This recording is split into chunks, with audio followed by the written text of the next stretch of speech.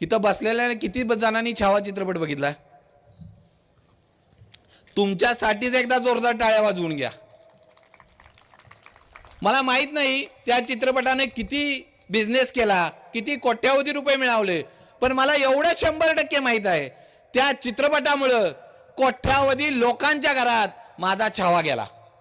मित्रांनो, ज्यावेळी तो चित्रपट बघत असताना माझ्या शंभूराजांना 40 दिवस जे भोगायला लागले ना, ते ज्यावेळी त्या पडद्यावर दाखवत होतं, अरे ज्या पोराला नीट बोलता येत नव्हतं ती पोरग आपल्या डोळ्यात पाणी आणून त्या चित्रपटगृहात लढत होतं. विचार करा, अरे काय सहन केला असेल माझ्या छावानी, काय सहन केला असेल माझ्या शंभूराजांनी. अरे कुणासाठी आणि कशासाठी? अरे मरणापुढं काहीच नसतं रे. मरण आलं की आम्ही सगळं द्यायला तयार होतं, पण मरायचं होतं या मातीसाठी आणि या धर्मासाठी. माझा छावा तयार झाला. अरे मित्रांनो, एखादं जरी आम्ही निष्ठा म्हणतो ना, एखाद्याने जरी आम्हाला लालच दाखवली, एखादा जर म्हणलं ना की तुला पंचायत समितीचं तिकीट देतो, ग्रामपंचायतचं तिकीट देतो, आम्ही पार्टी बदलून इकडचं तिकडे जातो.